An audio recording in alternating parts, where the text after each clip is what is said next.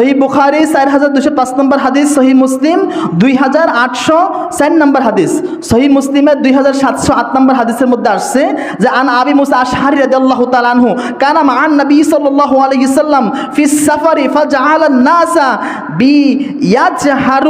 বিয়াজহারু বিতাকবীর। দেখে এখানে বলছে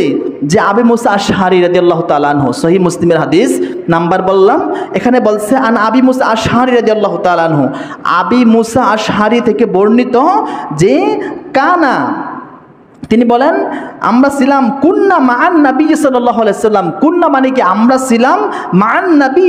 নবীর সাথে, ফিস সাফার মানে যুদ্ধের ময়দানে আমরা যাইতেছিলাম একটা গিরিপথ দিয়ে, পাহাড়ের একটা গিরিপথ দিয়ে আমরা যাচ্ছিলাম, পাহাড়ে উঠতেছিলাম। ফাজআলান নাস মানুষ যখন উঠতেছিল পাহাড়ে তখন ইয়াজহারু চিল্লায়ে চিল্লায়ে বলতে লাগলো, ইয়াজহারু মানে কি প্রকাশ করতে লাগলো, বিতাকবীর জোরে জোরে তাকবীর মারতেছে। আমরা যে এখন কথা কথায় আল্লাহু আল্লাহু জোরে জোরে বলি না, এই এরকম আল্লাহু আকবার অথবা আল্লাহু এরকম জোরে জোরে বলতেছে। এই জোরে জোরে বলা অবস্থা কি করছেন আল্লাহ নবী কি বলছেন, ফাকালান নবী সাল্লাল্লাহু আলাইহি সাল্লাম, নবী করিম সাল্লাল্লাহু আলাইহি সাল্লাম বলছেন, ফাকালান নবী সাল্লাল্লাহু আলাইহি সাল্লাম, নবী করিম সাল্লাল্লাহু আলাইহি সাল্লাম বলছে লাহা আইয়ুহা তোমাদের কি হয়েছে, আইয়ুহান নাস হে মানুষ সকল তোমাদের কি হয়েছে,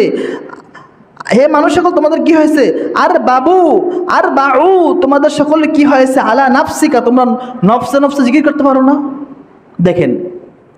যুদ্ধের রণাঙ্গনে যদি আল্লাহু আকবার শব্দ জোরে দেই তাহলে কাফেররা ভয়ে ফালাবে, কিন্তু ওখানেও আল্লাহ তাআলার হাবিব বলছে তোমরা ফি নাফসিক তোমরা নফসে নফসে মনে মনে জিকির করো। তারপরে বলছে ইন্নাকুম লাইসা তাদউনা, ইন্নাকুম নিশ্চয়ই তোমরা, লাইসা তাদউনা তাকে ডাকো না, যাকে ডাকতেছো তাকেই তোমরা ডাকতেছো, তিনি আসাম্মা ওয়ালা গায়বান তিনি বদির নয়, তিনি কি কানে শুনেন না এমন না, তোমরা যাকে ডাকতেছো তিনি যে কানে শোনেন না এমন না, ওয়ালা গায়বান তিনি যে গায়েব তোমাদের নিকট থেকে তিনি নাই এরকমও না, তোমরা তাকে এত জোরে কেন ডাকতেছো। তারপরে বলছে ইন্নাকুম নিশ্চয়ই তাদউনাহু তোমরা যাকে ডাকতেছো সে ব্যক্তি সামিয়ান সব সময় শুনে, যা বলো অন্তর দিয়ে যা বলো তাও শুনে, সামিয়ান করিবা তিনি তোমাদের সকল কথাগুলো শুনে, করিবা এবং তোমাদের নিকটেই সব সময় থাকে, তোমরা তাকে জোরে জোরে ডাকতে হবে না। অহুয়া মাকুম তিনি তোমাদেরই সাথে। দেখেন ইহুয়া মাকুম তোমরা তাকে জোরে জোরে ডাকিও না, ওহুয়া মাকুম তিনি তোমাদেরই সাথে। ক্বালা ওয়া ইন্নাহু রাবি বলেন, আবু মুসা আশআরী বলেন, ওয়া আনা খলফাহু আমি নবীর পিছে ছিলাম, আবু মুসা আশআরী বলেন আমি নবীর পিছে ছিলাম, ওয়া আনা আকুলু তখন আমি বললাম লা হাওলা ওয়ালা কুওয়াতা ইল্লা বিল্লাহ, আমি নবীর এই কথা শুনে আল্লাহর নবীর সাথে সুরে সুর মিলিয়ে বললাম লা হাওলা ওয়ালা কুওয়াতা ইল্লা বিল্লাহ, আল্লাহর কাছ থেকে পানা চাই, আল্লাহর শক্তি ছাড়া কোনো শক্তি নাই। তারপর আল্লাহর নবী বলেন ফাকালা ইয়া আব্দুল্লাহ ইবনে কুবাইসিন, হে আব্দুল্লাহ ইবনে কুবাইস তোমাকে আমি কি বলতে চাই, হাল আদুল্লুকুম তোমাকে কি সংবাদ দিব,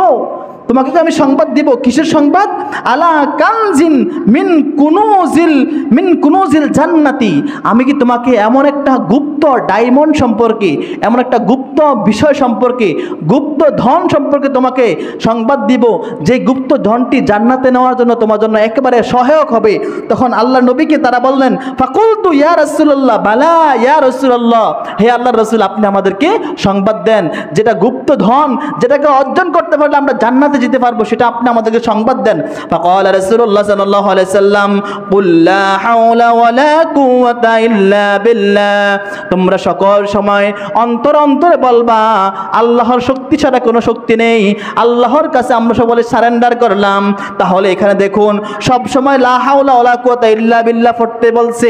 পড়তে বলছে মানে কি, এটা হচ্ছে জান্নাতে যাওয়ার গোপন একটা টিপস, এটা যে ব্যক্তি বেশি বেশি জপতে পারবে তাকে আল্লাহ তাআলা গোপনে গোপনে আল্লাহ চাইলে জান্নাতে নিয়ে যেতে পারবে।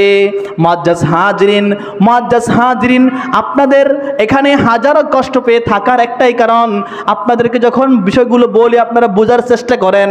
আপনাদেরকে যখন জ্ঞান না থাকে আপনারা সকলে জ্ঞান পাইলে জ্ঞানের ছায়াতলে আসার চেষ্টা করেন। এই কারণে সূরাতুল আরাফের 55 নম্বর আয়াত দিয়ে বললাম অন্তর অন্তরে জিকির করতে হবে, সূরাতুল আরাফের 55 নম্বর আয়াত দিয়ে বললাম নির্জনে নির্জনে জিকির করতে হবে, সূরাতুল আরাফের 255 5 নম্বর আয়াত দিয়ে বললাম, নফসে নফসে জিকির করতে হবে, কানতে কানতে জিকির করতে হবে, শব্দ না করে করে জিকির করতে হবে। যদি শব্দ করতে মন চায়, আবেগের কারণে শব্দ বের হয়ে যায়, এমন মৃদু মৃদু আওয়াজ দিতে হবে, কোরআনের বেগাত, ঘুমের বেগাত, নামাজের বেগাত, তিনটার বেগাত না হয় এমনভাবে জিকির করতে হবে। এইটাই কোরআনের বিধান, এটাই সুন্নতের বিধান। আল্লাহ তাআলা আমাদের সকলকে সেই ভণ্ডামি, আল্লাহ তাআলার এই মহান বাণীকে ভণ্ডামির চলে না নিয়ে আল্লাহ তাআলার এই মহান বাণীকে অন্তরে ধারণ করে, শাহজালাল যেমনিভাবে তরবারি নিয়ে এসে তরবারি ব্যবহার করতে হয় নাই, শাহজালালের দরবারে, শাহজালালের মাজারে এখনো তরবারি রয়েছে, ওই তরবারি ইউজ না করে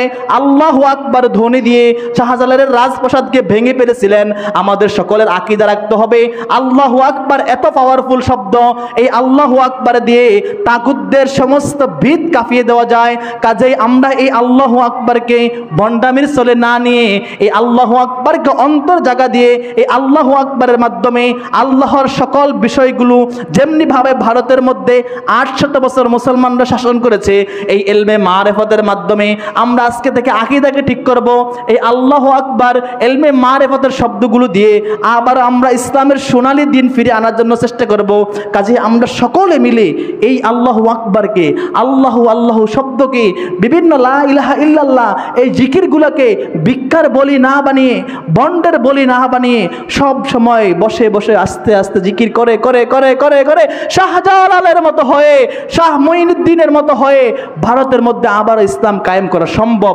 আল্লাহ তাআলা কোরআনের আইনগুলো আমাদের সকলের দ্বারা মানার তৌফিক দান করুক। সকলে কবর জমা আদায় করে নেই।